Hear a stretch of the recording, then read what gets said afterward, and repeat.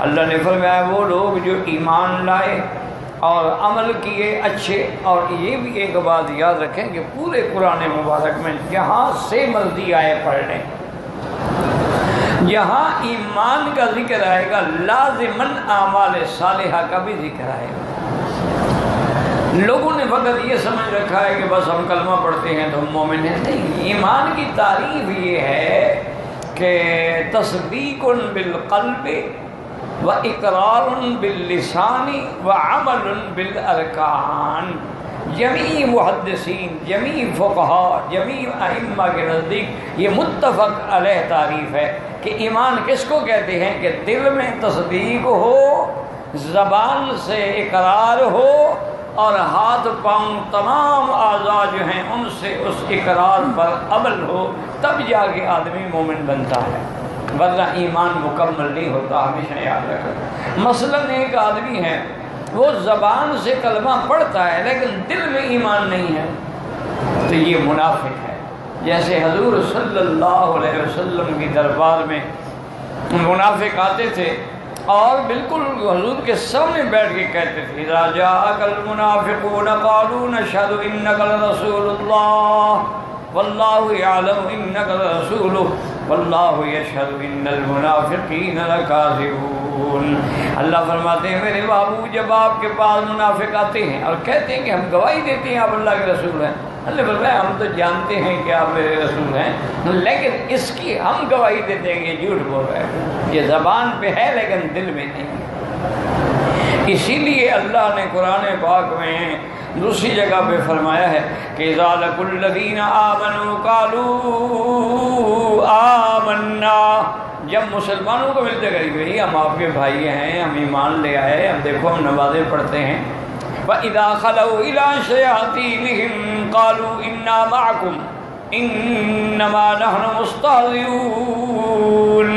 اور جب اپنی پارٹی میں آتے ہیں، شیاطین کے پاس آتے ہیں، اپنی جماعت کفار کے پاس آتے ہیں، وہ کہتے ہیں اللہ کے بندے ہم تو تمہارے ساتھ ہیں، ان کے ساتھ تو ہم ٹھٹھا بخول کر وہ دھوکہ دے رہے ہیں، ہم کو مسلمان تھوڑے، ہم تو پکے تمہارے ساتھ ہیں.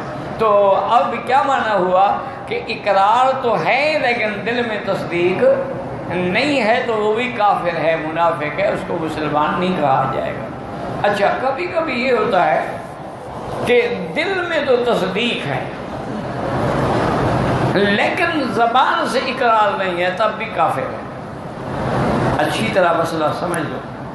لوگوں نے بنا رکھا ہے ہم کلمہ پڑھتے ہیں، ہم کون سے کافر ہیں، ہم تو پکے مسلمان ہیں، چاہے ہم زنا کریں، شرابیں پئیں، سود کھائیں، حرام کھائیں، یتیموں کے مال کھا جائیں، لوگوں کے بچے اغوا کر کے گردے اور ان کے اعضاء نکال کے بیچ دیں، ہم مسلمان ہیں. یہ کیوں کلمہ جو پڑھتے ہیں؟ تو یہ کوئی اسلام نہیں ہے. اسی لیے ایک بہت بڑے صحافی تھے اور بڑے ادیب بھی تھے، فوت ہو گئے.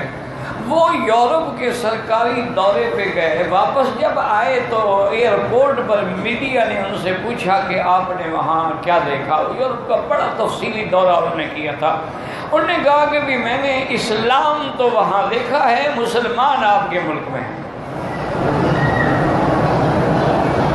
نے کہا کیا مطلب؟ انہوں نے کہا جی اسلام کہتا ہے سچ بولو، سچ بولتے ہیں. اسلام کہتا ہے کسی چیز میں ملاوٹ نہ کرو، مجال ہے ان کی کسی چیز میں ملاوٹ ہو. اسلام کہتا ہے کسی کو دھوکہ نہ دو، مجال ہے وہ دھوکہ دیں. تو جتنے اسلام کے اچھے اصول ہیں وہ انہوں نے اپنا لیے ہیں، تو لہذا اسلام تو وہاں ہے. یہاں مسلمان ہمارے پاس ہیں جو اپنے آپ کو مسلمان کہلاتے ہیں، نہ نماز ہے، نہ روزہ ہے، نہ کچھ ہے، مسلمان ہیں. ہر آدمی اب آپ اللہ کے کعبے میں بیٹھے ذرا آنکھیں بند کر کے تصور کریں، آپ جس محلے کے ہیں، جس علاقے کے ہیں، جس بستی کے ہیں، جس قصبے کے ہیں، جس موضع کے ہیں، ذرا تصور کریں کہ وہاں اگر آبادی 1000 ہے تو مسجد میں کتنے آتے ہیں؟ ٹھنڈے دل سے غور کر. اور امام احمد ابن حنبل رحمۃ اللہ علیہ جس امام کی فقہ پر اس ملک کا دار و مدار ہے کہ یہاں کی حکومت ہو، مشائخ ہوں، امام ہوں، عدالتیں ہوں، قضات، سب حنبلی. امام احمد ابن حنبل رحمۃ اللہ علیہ کی فقہ پہ عمل کرتے ہیں۔ اچھا، اور پھر آپ جن کو پیران پیر کہتے ہیں، اسد ان کا نام حضرت عبد القادر جیلانی ہے نا رحمۃ اللہ علیہ، وہ بھی حنبلی المسلک تھے، ان کا بھی امام احمد ابن حنبل کی فقہ پہ عمل تھا۔ اب امام احمد ابن حنبل رحمۃ اللہ علیہ اور جمیع حنابلہ رحمہ اللہ فرماتے ہیں کہ اگر ایک بندہ تندرست ہے، عاقل ہے، بالغ ہے، عمدن اس نے ایک نماز چھوڑ دی ہے تو وہ کافر ہو جاتا ہے، ایک نماز۔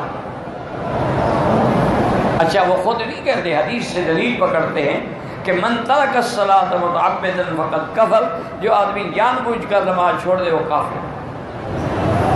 اچھا، اسی طرح امام صاحب نے اپنی کتابوں میں لکھا ہے کہ اگر کوئی بے نماز ہے، مرد ہے یا عورت ہے، وہ مر جائے، لا یصلی علیہ، اس پہ جنازہ نہ پڑھو، جنازہ کافر کا نہیں ہوتا۔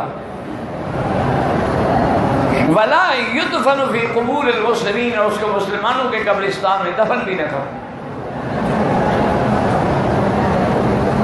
اب اسی طرح ان کے فقہاء نے لکھا ہے کہ مثلا ایک آدمی ہے، وہ پکا نمازی ہے، بیوی نماز نہیں پڑھتی، انہیں کہا وہ کافرہ ہے، لہٰذا نکاح مومن اور کافرہ کا ہو نہیں سکتا، نکاح ختم ہو گیا، آگے زندگی زنا میں گزار رہے ہیں۔ یا بیوی نماز پڑھتی ہے تہجد جو خامد نماز نہیں پڑھتا، تب بھی وہ کافر ہو گیا، نکاح ختم۔ اب خود اندازہ کرو کہ ہمارے یہاں کتنے نماز پڑھتے ہیں، کتنی پرسنٹیج ہے جو نماز پڑھتی ہے۔ یہ تو شکر کرو کہ ائمہ ثلاثہ نے ان کو کافر نہیں کہا، انہوں نے کہا وہ فاسق ہے، فاجر ہے، بے نماز جو ہے، یوں بس اس کو قید میں ڈالا جائے، جب تک توبہ نہ کرے وہ قید میں پڑا رہے، توبہ کرے پھر اس کو قید خانے سے نکالا جائے، لیکن کافر نہیں ہے۔ وہ کہتے ہیں حدیث مبارک میں جو لفظ آئے ہیں کافر کے، وہ تشدید ہے، وعید ہے، تحدید ہے، لیکن کافر نہیں۔ لیکن امام احمد، اب ایک امام تو کم سے کم کافر سمجھتا ہے نا، پھر ہمارا کیا حال ہوگا، ہمارا کون سا اسلام ہے؟ انا للہ و انا الیہ راجعون۔ اچھا، اسی طرح کبھی یہ ہوتا ہے کہ دل میں تصدیق ہے، پہلی بات میں نے کیا کی تھی کہ زبان پہ اقرار ہے لیکن دل میں تصدیق نہیں ہے، وہ کیا ہے؟ منافق۔ اور یہی یہ فرق سمجھنے کہ وہ منافق اعتقادی ہے جو کافروں سے بھی بدتر ہے۔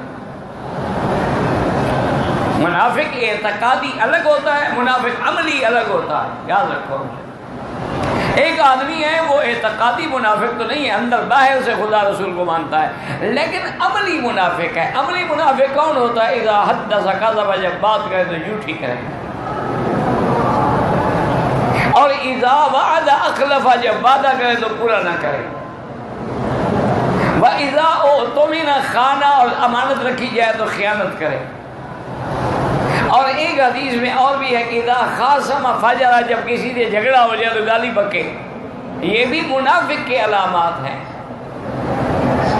لیکن یہ منافق عملی ہوگا، عقیدے کا نہیں ہوگا، کیونکہ اعتقادی منافقوں کے بارے میں ہم کوئی فیصلہ نہیں کر سکتے ہیں، وہ تو حضور پاک کا زمانہ تھا، وحی آ گئی، اللہ نے بتلا دیا کہ یہ منافق ہے، ہمیں کون بتلائے گا؟ لیکن ظاہری اعمال کو دیکھ کے ہم فیصلہ کریں گے کہ اس کے اعمال مومنین والے ہیں یا منافقین والے ہیں۔ تو اب زبان پہ اقرار ہے لیکن دل میں تصدیق نہیں ہے تو کافر ہے، بلکہ کافر سے بھی اور گندا ہے، منافق ہے، کیونکہ منافق جو ہے وہ کفر کا سب سے خسیس درجہ ہے۔ ان المنافقین فی الدرک الاسفل من النار، ان کو جہنم کے سب سے نیچے طبقے میں سزا دی جائے گی۔ اب دوسرا نمبر دیکھیں کہ تصدیق تو ہے لیکن اقرار نہیں ہے، جیسے کہ حضرت اکرمہ فرماتے ہیں رضی اللہ عنہ کہ ایک دفعہ ہم کشتی میں سوار تھے، کشتی ڈوبنے لگی تو میرا والد بھی تھا، یعنی ابی جہل بھی تھا، ابی لہب بھی تھا، اور اسی طرح عتبہ عتیبہ، سارے بڑے بڑے سردار تھے، کیونکہ یہ لوگ یمن جاتے تھے نا، عدن جاتے تھے، صنعا جاتے تھے، تو کشتیوں کا سفر بھی کرتے تھے. طوفان آ گیا، کشتی ڈولنے لگی. اب سب نے اپنے اپنے خداؤں کو پکارا، چونکہ سب کے خدا الگ گئے نا، ہر قبیلے کا الگ خدا ہے. سب نے اپنے خداؤں کو پکارا، یا لات، یا عزا، یا منات، لیکن کوئی نتیجہ نکلا. کشتی اور دوڑ رہی ہے اور موجیں بڑھتی جا رہی ہیں. بالکل قریب ہے کہ ہماری کشتی الٹ جائے اور ہم سب ڈوب کے مر جائیں. تو سب کہنے لگے یار چھوڑو، اب اللہ کے نبی محمد مصطفیٰ کے خدا کو پکارو. اب سب مل کے کہنے لگے یا رب محمد، یا رب محمد.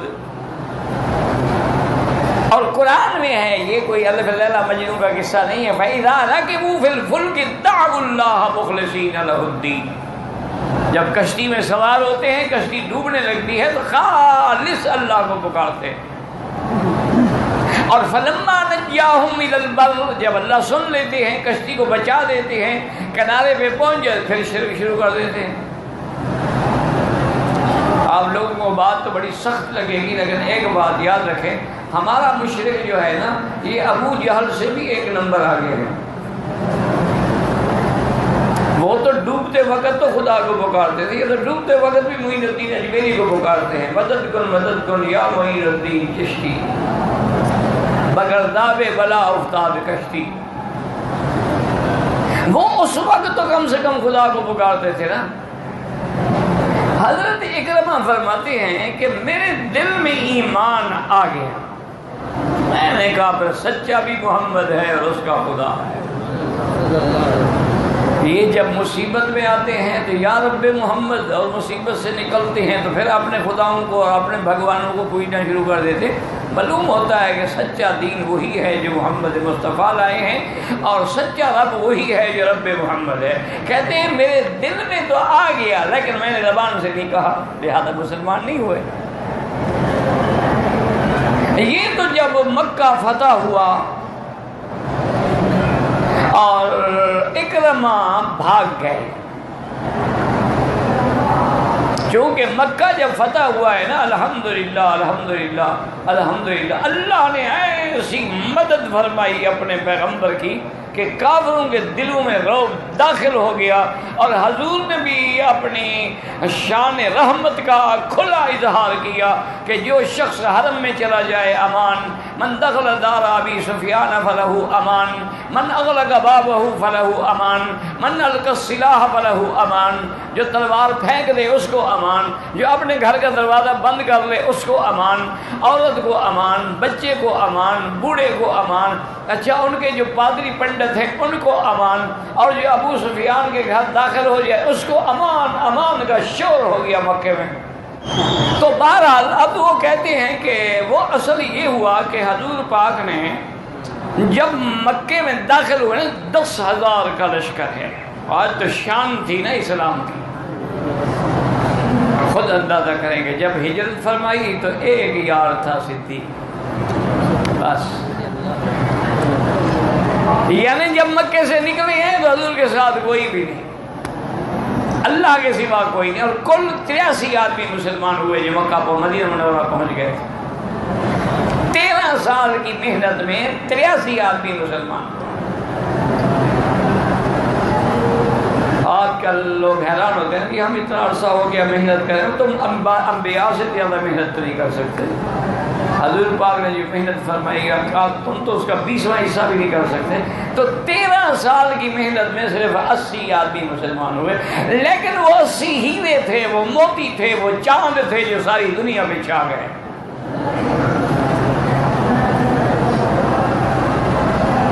اور حضور نے تقسیم کیا، میمنہ، میسرہ، اور درمیان میں آپ چلے. اور آپ نے میمنہ پہ حضرت خالد ولید کو مقرر کیا کہ بھی تم نے ادھر سے داخل ہونا ہے، تم نے ادھر سے، میں سیدھا جاؤں گا. حضرت خالد بن ولید کا ٹکراؤ ہو گیا اکرمہ کے ساتھ، باقی کسی کا ٹکراؤ نہیں ہوا، باقی کوئی لڑائی نہیں ہوئی. اکرمہ بھی چونکہ بڑا بہادر تھا نا، بڑے سردار کا بیٹا تھا، اس کو بھی تو ناز تھا اپنی بہادری پر. تو وہ اپنی جماعت کے ساتھ خالد سے ٹکرا گیا. اب اس کو پتا تو نہیں تھا یہ وہ پہلے والا خالد نہیں ہے، یہ تو اب سیف اللہ ہے، اللہ کی تلوار ہے، اس کے سامنے کون آئے گا؟ تو حضرت خالد نے تو کاٹ پھاٹ کے رکھ دیا اس کے ساتھیوں کو۔ اکرمہ کو موقع ملا تو بھاگ گیا۔ یہ آپ جائیں نا جی شیب بنی مالک میں، جیسے یعنی آپ جائیں جنت المعلیٰ کی طرف، پھر دائیں طرف جائیں تو سارا شیب عامر کہلاتا ہے آج کل۔ یہ شیب عامر سے آگے جائیں تو تھوڑی سی چڑھائی آ جائے گی، اس کے بعد جب اتریں اس جگہ کو کہتے ہیں خندمہ۔ تو اس لیے کتابوں میں آتے ہیں کہ وہ جو خالد کی لڑائی ہوئی تھی وقال حرب فی خندمہ وفر اکرمہ، اکرمہ خندمہ سے بھاگ گیا۔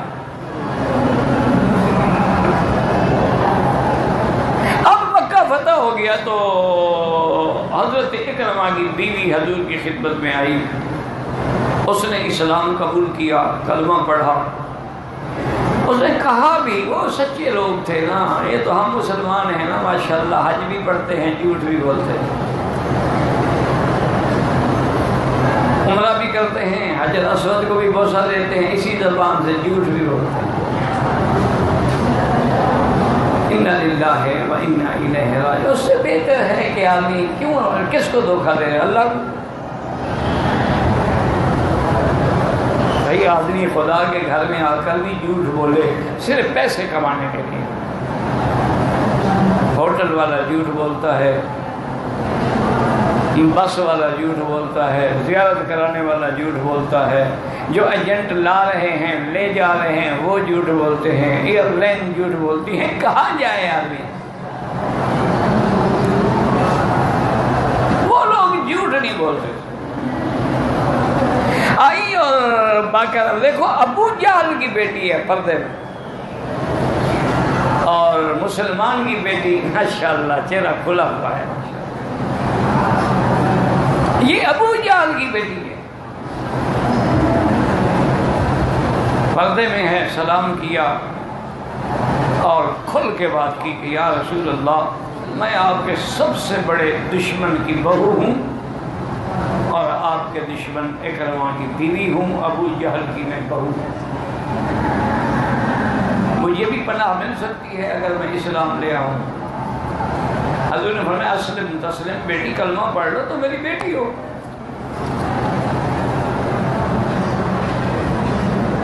تو بی بی صاحبہ نے کلمہ پڑھ لیا اور اس کے بعد عرض کیا کہ یا رسول اللہ میری ایک درخواست ہے، اگر آپ قبول فرمائیں۔ تو حضور نے فرمایا تو میری بیٹی ہو، بات کرو، کیا کہتی ہو؟ اس نے کہا حضور میرا خامن جو ہے نا وہ خالد سے لڑتا لڑتا بھاگ گیا، لیکن میں جانتی ہوں کہ وہ اسلام کو اچھا مذہب سمجھتا ہے،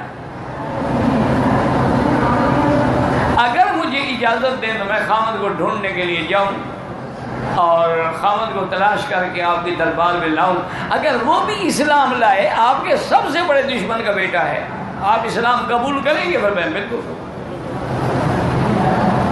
اور اس نے کہا حضور اس کو میری بات پہ یقین نہیں آئے گا کہ مجھے حضور کی دربار سے معافی مل گئی ہے، اپنی کوئی نشانی عطا فرمائیں۔ حضور نے اپنے جوتے دے دیے، اللہ فرمایا یہ لے جاؤ نشانی۔ حضور رومال بھی دے سکتے تھے، جوتے کیوں لیے؟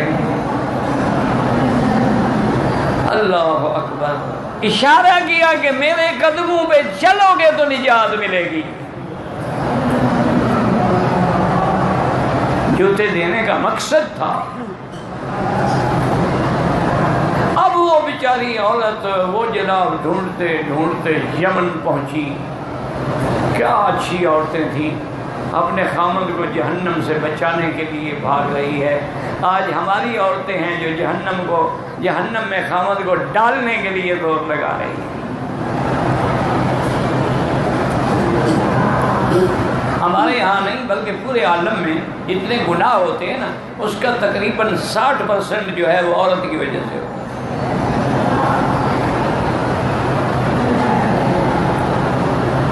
عورت گھر میں اگر صالح آئے نا، ہو نہیں سکتا کہ خاوند نماز نہ پڑھے، ہو نہیں سکتا کہ اولاد نماز نہ پڑھے۔ تم اولاد جب بڑی ہو جاتی ہے سکھانا چاہتے ہو، پھر کوئی فائدہ نہیں، 4 سال سے بچے کی تربیت کرو، 4 سال سے انگلی پکڑ کے اس کو حرم لے جاؤ، مسجد لے جاؤ، نماز لے جاؤ، قیدے پہ بٹھاؤ، استاد کے پاس بٹھاؤ، سر پہ اسلامی کپڑے پہناؤ، ادب کے ساتھ بیٹھنا سکھاؤ، جو بڑا ہوتا جائے گا پکا دیندار بنے گا۔ بہرحال اس نے اکرمہ کو ڈھونڈ لیا، اکرمہ مل گئے، انہوں نے کہا حضور نے آپ کے لیے معافی دے دی ہے۔ انہوں نے کہا میں نہیں سمجھتا کہ حضور میرے جیسے مخالف کو معافی۔ انہوں نے کہا شریف آدمی ہے، دیکھو حضور کے جوڑا آپ نے جوتی بھی دی ہے، آپ کی میں امانت نشانی بھی لائی ہوں، خیر لے آئے۔ اب دیکھیں ایمان دیکھو، اب یمن سے یہاں آنے کے لیے اس زمانے میں بڑا وقت لگتا تھا نا، کوئی ہوائی جہاز تو نہیں تھا نا 2 گھنٹے میں آ جاتے۔ تو راستے میں اکرمہ نے بیوی سے کہا کہ میری خواہش ہو رہی ہے تم سے ملنے کی۔ اس نے کہا خبردار، اب میں مسلمان ہوں تم کافر ہو۔ یہ تھی عورتیں۔ انا للہ۔ اور آج کے حال تمہارے سامنے ہیں کہ بہن کی دلہ گیری کرتی ہے، باپ بیٹی کی دلہ گیری کرتا ہے۔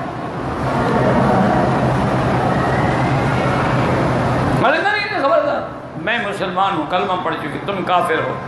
حضور کی خدمت میں جائیں گے، اجازت دیں گے، ٹھیک ورنہ تیرا میرا تعلق ختم۔ اب دیکھیں کہ وہ کافر ہے لیکن پھر بھی اس نے زبردست ورنہ ہے، طاقتور آدمی تھا، اکرمہ کو معمولی آدمی تھا، بطل من الابطال، وہ ایک بہت بڑا مانا ہوا پہلوان تھا۔ ایک عورت کو قابو کرنا اس کے لیے کیا مشکل تھا، تھی بھی اس کی بیوی، پڑے گا ٹھیک۔ حضور صلی اللہ علیہ وسلم کی خدمت میں آئے تو آنکھیں جھکی ہوئی ہیں، سرکار رحمت للعالمین کے دربار میں کھڑے ہیں۔ فرمایا اکرمہ کیوں آنکھیں جھکی؟ آج تو آنکھیں اونچی کرو، آج تو تم اسلام لا رہے ہیں۔ حضرت اکرمہ نے کلمہ پڑھا، حضور پاک کا صحابی بن گئے رضی اللہ تعالی عنہ، اور یہ اس مقام پہ پہنچے ہیں کہ بطل من ابطال الاسلام۔ حضرت خالد کے بعد بہادری میں اگر درجہ تھا تو اکرمہ کا تھا رضی اللہ عنہ۔ اب دیکھو دل میں ایمان تھا لیکن مسلمان نہیں کہہ رہے جب تک زبان سے آ کے نہیں کہا اشہد ان لا الہ الا اللہ واشہد ان محمد رسول اللہ۔ تو اب ایمان کو سمجھیں کہ تصدیق بالقلب، دل میں تصدیق ہو، اقرار باللسان، اور زبان سے اقرار کرے کہ اشہد ان لا الہ الا اللہ واشہد ان محمد رسول اللہ، وعمل بالارکان۔ کیا معنی؟ مثلا آم کا پودا لگا ہوا اور اس پہ آم نہ لگے تو آخر مالک کہتا ہے کہ بھائی اس کو کاٹ دو، جب اس کے پھل ہی نہیں آیا۔ اگر آپ کلمہ پڑھتے ہیں، نہ نماز ہے، نہ روزہ ہے، نہ حج ہے، نہ زکوٰۃ ہے، نہ آپ کے ہاتھ پاؤں آنکھیں اسلام میں کام کر رہی ہیں، اس اسلام کا فائدہ کیا ہوا؟ کیونکہ یہی چیزیں تو دلالت کرتی ہیں۔ اسی لیے حضور نے فرمایا نا کہ جو آدمی دیکھو کہ مسجد میں بار بار آ رہا ہے سمجھو کہ ایمان والا ہے۔ اور جب آپ نماز میں کھڑے ہوتے ہیں آپ کے سارے اعضاء کام کر رہے ہیں، آپ کے ہاتھ بھی کام کر رہے ہیں، آپ کی ٹانگیں بھی اور گھٹنے بھی کام کر رہے ہیں، آپ 7 اعضاء پہ سجدہ کر رہے ہیں، اور آپ کا چہرہ بھی، پیشانی بھی، ہر چیز اللہ کی عبادت میں مشغول ہے، اور آپ کی زبان بھی مشغول ہے، قرآن پڑھ رہے ہیں، آپ ذکر کر رہے ہیں، آپ درود پڑھ رہے ہیں۔ تو اسلام کا معنی یہی ہے کہ تیرے اعمال کو دیکھ کے نظر آئے گی یہ مسلمان۔ سارے قرآن کو کھول کے دیکھ لو، مجھے ایک جگہ دکھاؤ کہ ایمان کا لفظ ہو آگے اعمال کا نہ ہو۔ تو تم نے کیا مطلب؟ یعنی ایک آیت کو پکڑا ہوا اگلی چھوڑی ہوئی ہے۔ اس لیے یہاں بھی جو آج ہم آیت پڑھ رہے ہیں اس میں بھی اللہ نے یہی ارشاد فرمایا ہے کہ اس سے پہلے اللہ نے ان کا ذکر کیا تھا کہ جو لوگ کافر تھے، جنہوں نے کفر کیا اور اللہ کی آیات کا انکار کیا اور انہوں نے تکبر کیا، وہ جہنمی تھے۔ اب ان کے مقابلے میں والذین آمنوا وعملوا الصالحات، اور وہ لوگ جو ایمان لائے اور اچھے عمل کیے، لا نکلف نفسا الا وسعها، اللہ نے ساتھ یہ بھی بتلا دیا کہ ہم کسی کو اتنا تکلیف نہیں دیتے جو اس کی طاقت کے باہر ہو۔ اللہ اگر ہر سال ہم پر حج فرض کر دیتے تو کون کس کی طاقت تھی؟ اسی لیے جب حضور پاک نے فرمایا کہ اللہ نے اپنے بندوں پہ حج فرض کیا ہے، ایک صحابی کھڑے ہو گئے، انہوں نے کہا لکل عام یا رسول اللہ، کیا ہر سال حج فرض ہے؟ فسکت رسول اللہ صلی اللہ علیہ وسلم، حضور خاموش رہے۔ اس نے پھر پوچھا لکل عام یا رسول اللہ، فسکت رسول اللہ صلی اللہ علیہ وسلم، انہوں نے کہا حضور یہ ہر سال فرض ہے، آپ چپ رہے۔ اس نے تیسری دفعہ پوچھا تو آپ چپ رہے، اور اس کے بعد آپ نے فرمایا خبردار ایسے سوال نہ کیا کرو، لو قلت نعم لوجبت، اگر میں کہہ دیتا کہ ہاں ہر سال فرض ہے تو اللہ تعالیٰ بھی بندوں پہ ہر سال حج فرض کر دیتے، اس کے بعد تمہاری طاقت ہی تھی کہ تم ہر سال حج ادا کرتے۔ تو یہ تو اللہ کا کرم ہے کہ زندگی میں ایک دفعہ حج فرض کیا ہے۔